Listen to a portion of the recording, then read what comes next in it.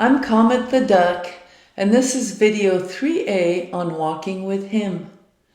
In video 2, I wasn't sure if God was there. And then one day a friend suggested that I ask God, what? Just ask God if He's there? Directly?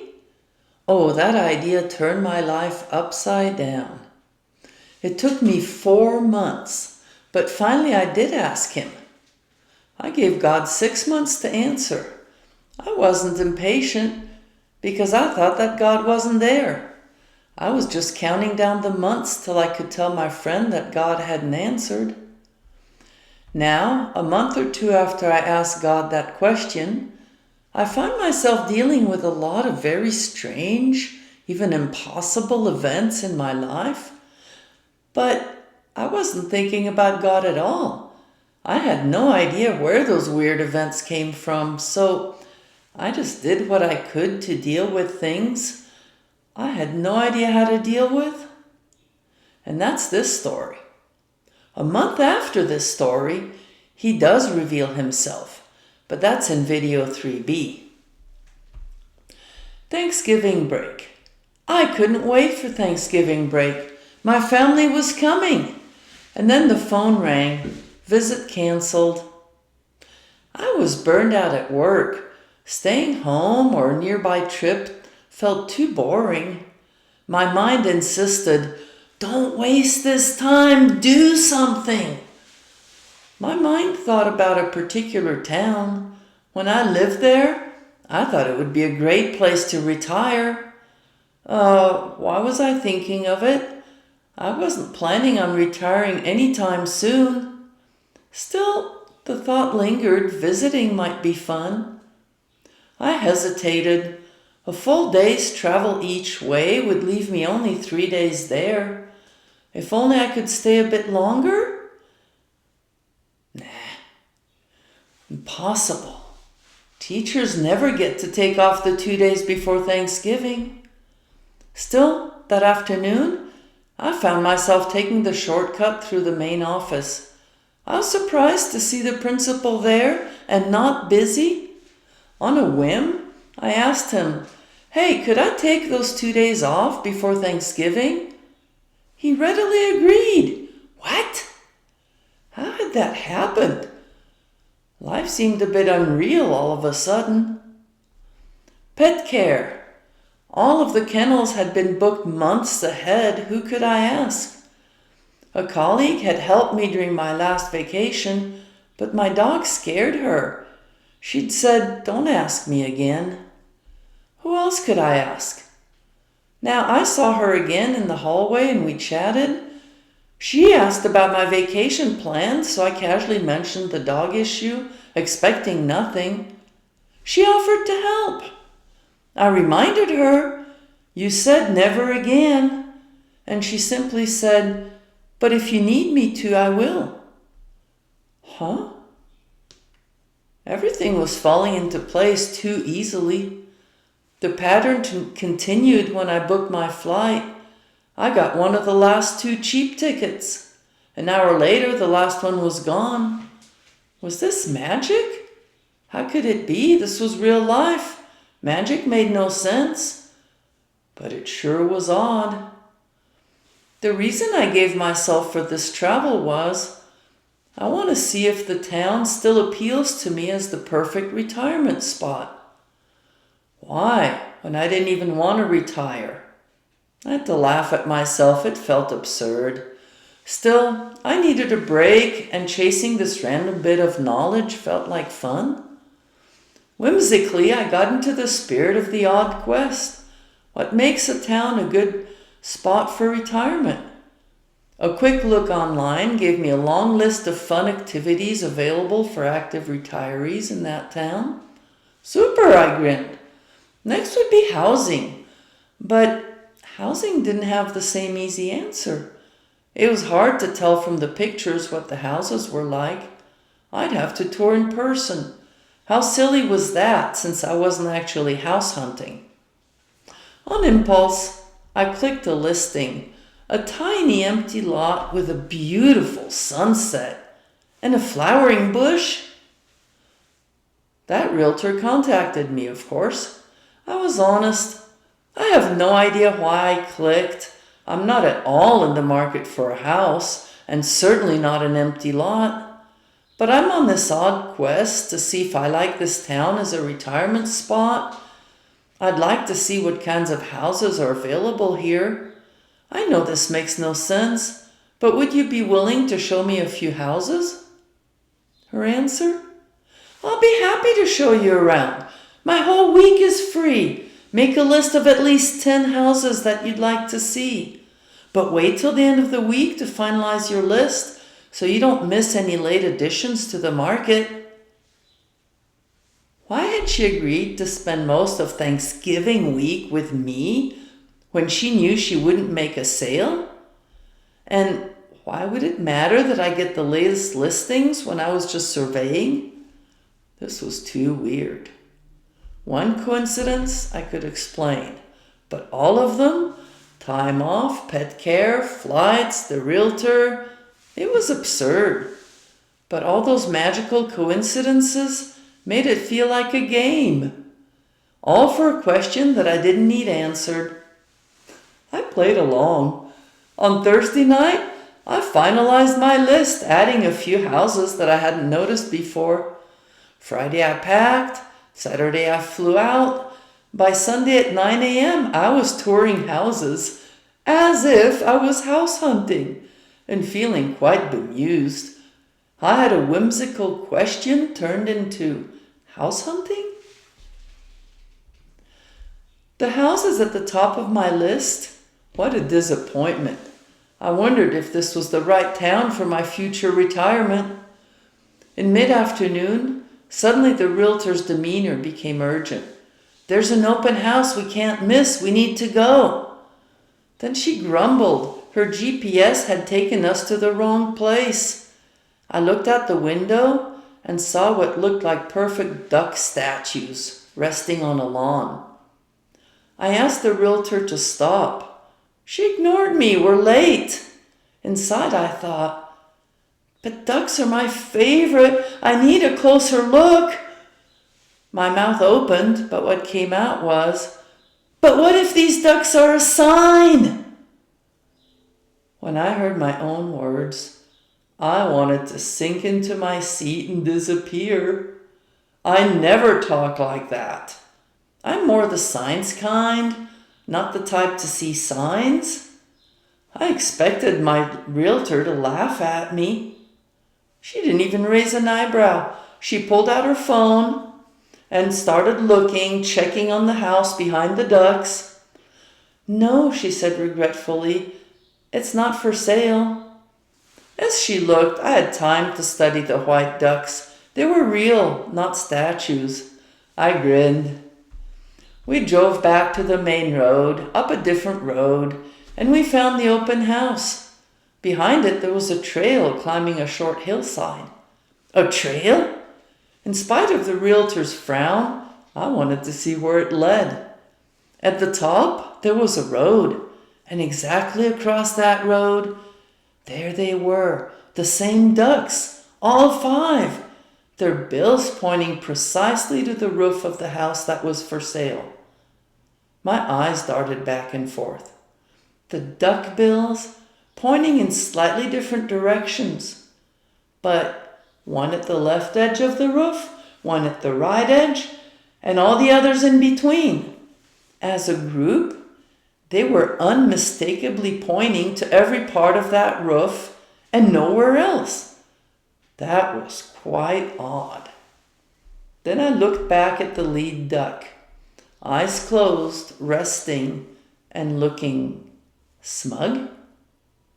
She reminded me of the cat that got the cream, deeply satisfied, like she knew she and her flock had carried out their mission perfectly.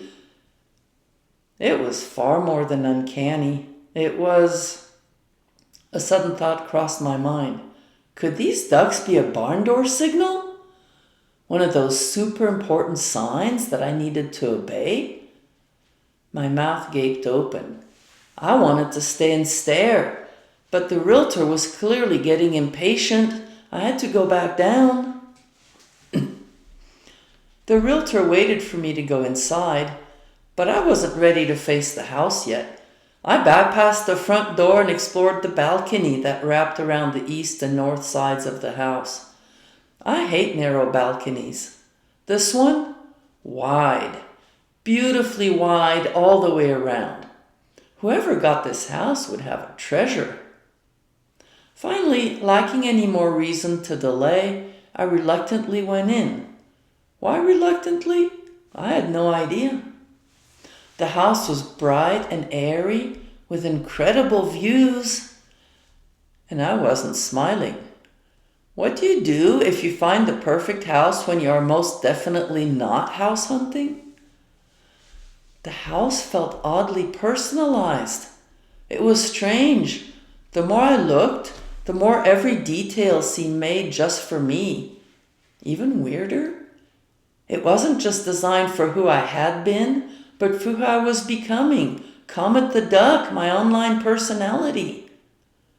I needed an excuse to walk away. I started hunting for flaws. I struggled to look objectively. There were some features not everyone would appreciate. Still, it felt as if all my dreams had been built into this house, even ones I didn't know I had. I headed downstairs. There had to be a flaw down here. The only window in the downstairs sitting room faced north and was under that deep balcony. Why wasn't that room dark and gloomy? Had it never heard of the laws of physics? It was bright and airy. I was deeply troubled. One last room. One last hope of finding a flaw that would let me walk away. The back basement bedroom. Surely it would be dark, perhaps dank. The window would be too small, and in that room I'd feel claustrophobic. Then I could cheerfully walk away from this house. With great hope, I opened the door. And then I stood in shock. Right in front of me on the wall, the nicest little ray of sun in the brightest of rooms. It felt playful, that ray of sun, and it was talking. It said, "You thought this room would be dark and dank? I got you good, didn't I?" And I felt it was sending me a hint of sympathy also, as if saying, yeah, you do have to face this issue about the house. With all my hopes of a flaw dashed, I needed some of that sympathy right then. For a moment, I leaned into the warmth of that sunbeam. It felt like a hug. Then, aware that time was short, I pulled myself out of that hug and went back upstairs. I needed to gather more information so that I would know the parameters of my problem. The house had just hit the listing 3 or 4 days ago. Precisely when I made my final list? Another odd coincidence? Right then, all those coincidences felt like a wide open highway leading me straight to this house with perfect timing. It was surreal. How much time did I have? One offer already made, another one promised. The sellers will decide in 2 days. I needed time, at least a week, maybe more, to process all of this. The realtor said, "You can decide tomorrow." But a voice inside told me, "Don't listen to that. You need to decide now before the open house ends." Today? I had 10 more minutes before the open house closed. Maybe they'd hold it open a few minutes longer? I called my financial advisor on a Sunday. To my surprise, he picked up. "I'm on vacation," he said, "in the mountains. I can't believe your call went through. We have no signal up here." And oddly enough, he was glad to help. "Yes, this purchase is possible." But then he paused, concerned. "Is someone pressuring you?" I considered my very professional realtor. Absolutely no pressure from her. And then I dove deeper inside of myself. Was I being forced? No, I felt a deep assurance. This was a chance, an opportunity, an offer. The choice was mine to make freely. Then why was I feeling pressure? Suddenly I understood. It came from natural circumstances. The relentless ticking of the clock. The seller's decision to choose an offer in 2 days. But no one was pressuring me to buy. It was just how things were. I assured him I was not being pressured. I tried to calm myself. I mean, seriously, why was I stressing over a house I didn't plan to buy? I wasn't retiring anytime soon. But all those uncanny events, the permission for the extra days off, the friend watching my pets, the cheap plane tickets, this realtor showing me around, the timing on the listing, the personalization of this house, all leading me here, right now, just when this house was for sale. My thoughts loop back to those ducks and the ridiculous words, "What if they're a sign?" My mind struggled to retrieve something about huge signals. I remembered a promise. Send me a barn door signal and I will act, no questions. Could it be? Could the ducks actually be a barn door signal pointing me towards buying a house? That was crazy. Last year I thought I saw a barn door signal urging me to stand up for good values. Yeah, that was easy. I would have done that anyway. But to buy a house, retire, move out of state, just because I thought some ducks were a signal? I could already hear the mockery. Comet went on vacation and bought a house because the neighbors had ducks. She definitely lost her marbles. I could already imagine the emails. Hey, my neighbors have ducks too. Want to buy my house? I felt the pressure build and build till I thought I would explode. Logic wasn't helping. Think outside the box. Think outside the box. Nothing came to my mind. Retire? Buy this house? I could not, would not own 2 houses. So buying this house implied retiring and moving. And that's why I had to solve both issues right then. My internal pressure was growing so great that I wondered if humans could explode from inner pressure.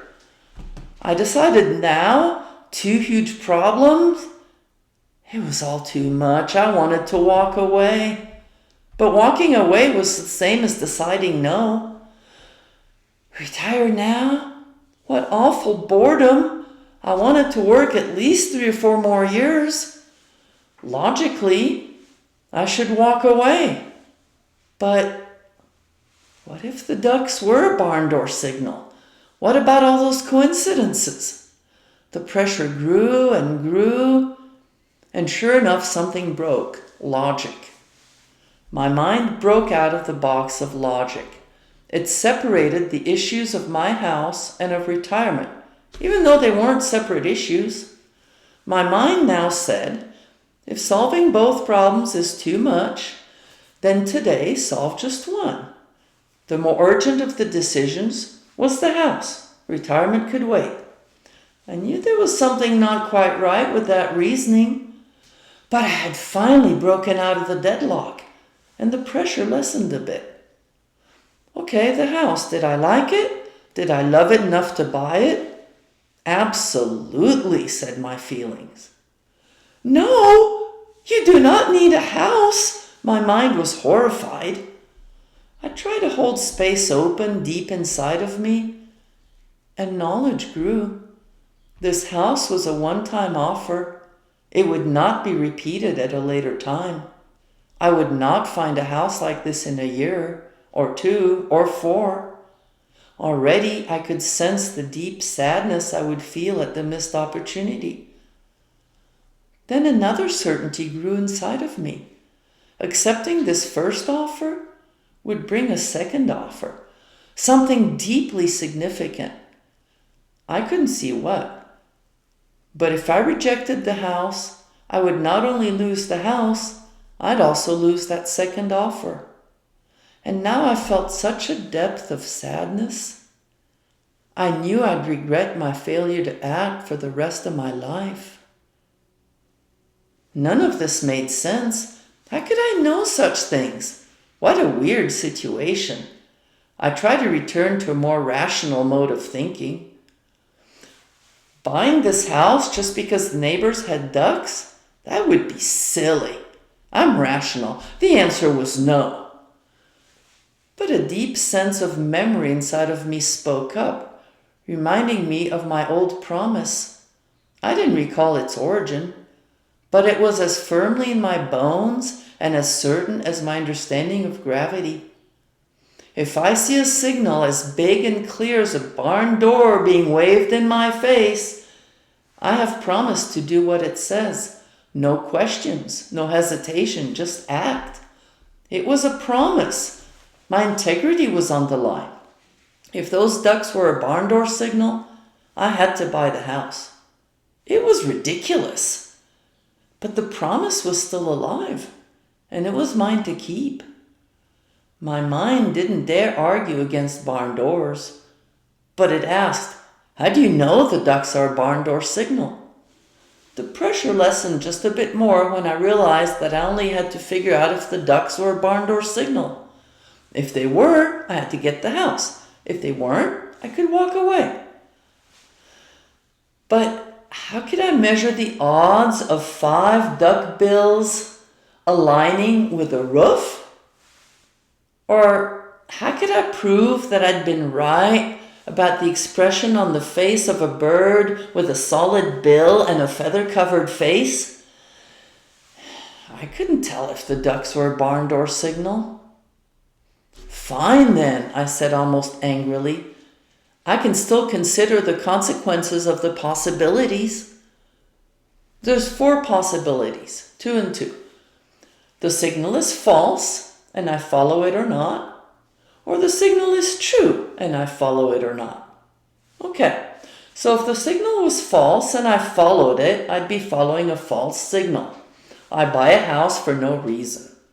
Eventually, I see my mistake, and then I have to sell the house again. That'll cost me a good chunk of cash, and I'm going to look foolish. All right, better walk away. But let's consider the other possibility. What if the signal's true? If I ignore a true signal, I break my promise. At the thought of breaking my promise, first I felt a deep sadness, and then a sense of dread.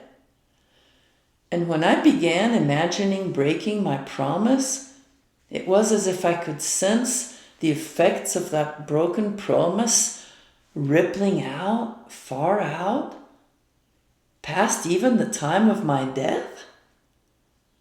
I turned away from that choice like one turns away from the edge of a cliff, choosing safety, choosing life.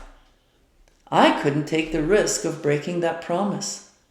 No matter what, I couldn't take that risk. I'd have to make an offer just in case, because failing to honor my promise was something far too big to consider.